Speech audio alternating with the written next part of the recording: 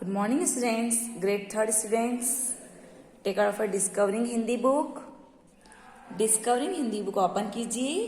Chapter 12 part 12 किसान व भालू. आज हम पार्ट 12 किसान व भालू के बारे में पढ़ेंगे. पेज नंबर 144 पर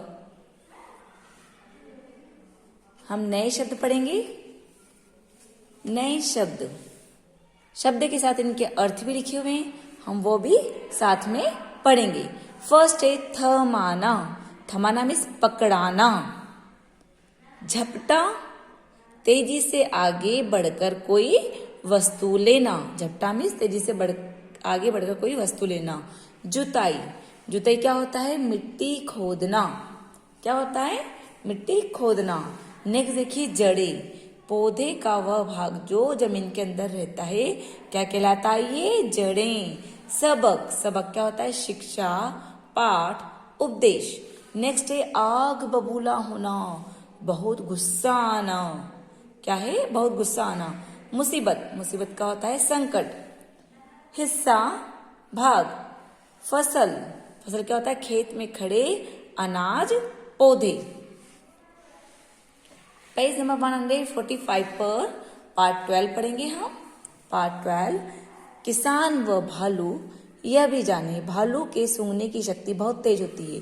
भालू जो है, देखिए ये भालू है, इसके सूंघने की शक्ति बहुत तेज होती है. केवल गन्ना ही एक ऐसी फसल है जिसका बीज का भाग उपयोगी होता है. गन्ना देखा आप लोगों ने?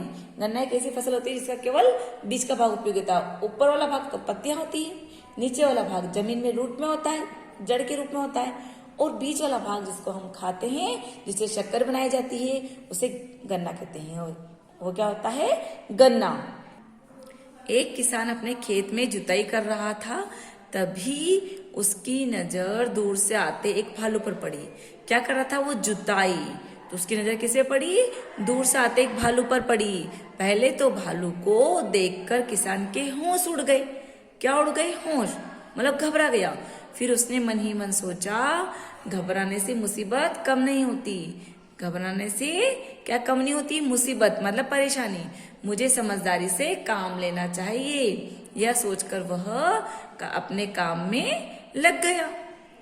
भालू जैसे ही किसान की ओर झपटा मतलब आगे बढ़ा उसके पास, किसान ने अपने को बचाते हुए कहा, मुझे मारकर तुम्हें क्या मिलेगा?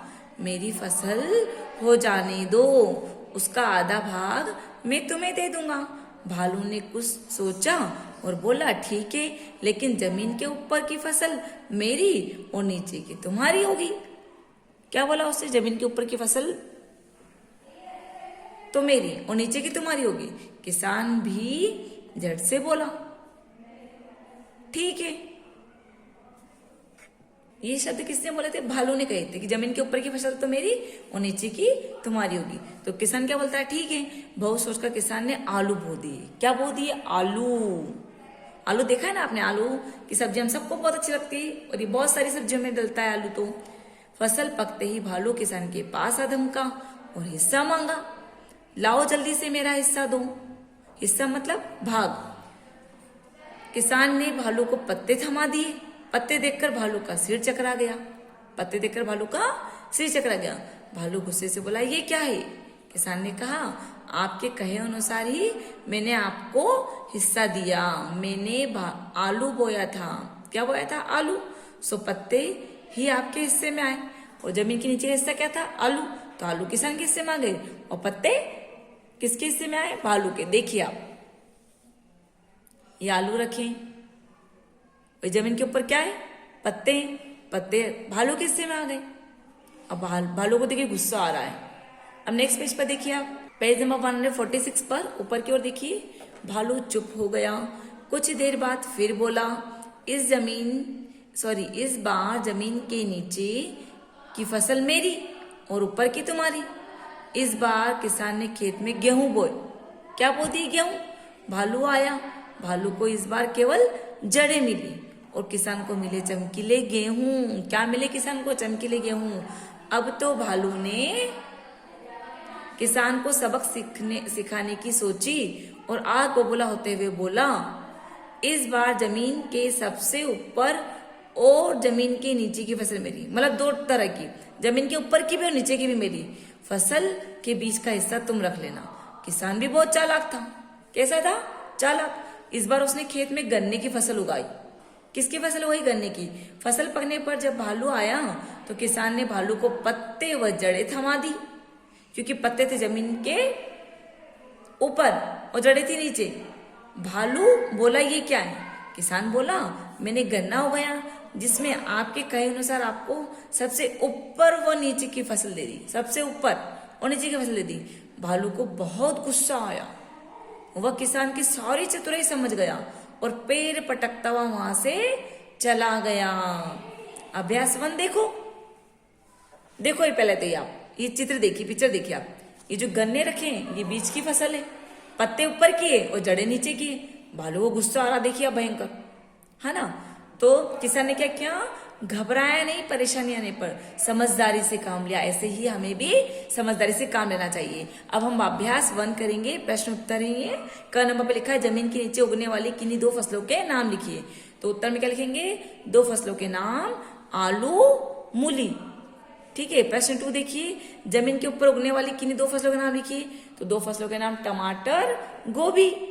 ग नंबर वाला प्रश्न देखिए, भालू ने दूसरी बार कौन सी फसल मांगी? दूसरी बार भालू ने कहा जमीन के नीचे की फसल मेरी और ऊपर की तुम्हारी होगी। दूसरी बार तो ये कहा था, तब गेहूं हुए थे, पता है ना आपको। घ नंबर वाला प्रश्न देखिए, किसान ने तीसरी बार कौन सी फसल उगाई और क्यों? किसान ने तीसरी बार गन्ने की फसल उगाई ताकि उसे भालू को फसल ना देनी पड़े, जिससे फसल का सबसे ऊपर वाला हिस्सा उसका और सबसे जमीन के नीचे वाला भी हिस्सा भालू का रहेगा और बीच वाला हिस्सा किसान का रहेगा। तो उसने क्या करा? गन्ने उगा दी। नेक्स्ट देखिए, पेज नंबर 147 पर प्रश्न 2, दिए गए वाक्यों के सामने राइट तथा गलत का निशान लगाइए। क नंबर में लिखा है भालू को देखकर किसान के होश उड़ गए। राइट। भालू ने किसान को घायल कर दिया। रॉन्ग। किसान ने भालू को गेहूं दे दिए। रॉन्ग।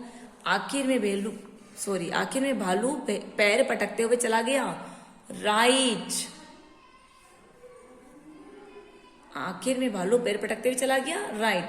समझदारी से हर मुश्किल का हल क्या रह सकता है? राइट। कहानी के आधार पर बताइए कि वाक्य किसने कहे। फसल के बीच का हिस्सा तुम रख लेना। किसने कहा था? ये भालू ने। ये क्या है? किसने कहा था? ये भालू ने। मैंने आलू बोया था सो पत्ते ही आपके हिस्से में आए, ये किसान ने कहा। घ पे लिखा है जमीन के ऊपर की फसल मेरी और नीचे की तुम्हारी होगी, ये भालू ने कहा। मुझे मारकर तुम्हें क्या मिलेगा? ये किसान ने कहा था। समझ में आया आपको? अब है अवधारणा, मतलब व्याकरण वाला हिस्सा, मुहावरे। दिया गया वाक्य पढ़िए। भालू को देखकर किसान के होश उड़ गए। उपयुक्त वाक्य में होश उड़ना का मतलब बहुत अधिक घबरा जाना, लेकिन वाक्य को प्रभावी बनाने के लिए वाक्य में होश उड़ गए वाक्यांश का प्रयोग किया है। यह वाक्यांश एक अर्थ दे रहा है, अतः कहा जा सकता है कि वाक्य में विशेष अर्थ देने वाला वाक्यांश मुहावरा कहलाता है। क्या कहलाता है? मुहावरा। जो विशेष अर्थ देता है वो मुहावरा कहलाता है। पेज नंबर 148 पर देखिए। आइए अब कुछ मुहावरों के बारे में जाने। वाह, मुफ्त का माल देखकर मुंह में पानी आ गया, ये चूहा कह रहा है। तो मुंह में पानी भर जाना मतलब जी ललचाना। क्या होता है? जी ललचाना। नेक्स्ट देखिए, छक्के छुड़ाना, बुरी तरह से हराना। तुम मेरे साथ क्या दौड़ लगाओगे, मैं तुम्हारे छक्के छुड़ा दूंगा। कौन कहता है? खरगोश कछुए से कहता है। नेक्स्ट देखिए, भूख के मारे पेट में चूहे कूद रहे हैं। अब इन चूहों को इसमें बंद करूं क्या? ऐसा होता है क्या? नहीं। भूख के मारे क्या होता है? पेट में चूहे कूदना मतलब बहुत भूख लगना। आप स्कूल से घर जाते तो आपके पेट में चूहे कूदते हैं ना, मतलब भूख लगना। नेक्स्ट देखिए, फुलाना समाना बहुत खुश होना। रोहन खुशी से फूला नहीं समा रहा है। अब पेज नंबर 149 पर जो दे रखा है रीड करेंगे हम। आइए कुछ मुहावरों के बारे में जाने। मैं आपको कुछ ही मुहावरे रीड कराऊंगी, बाकी आपको रीड करना है। अंगूठा दिखाना, इनकार कर देना।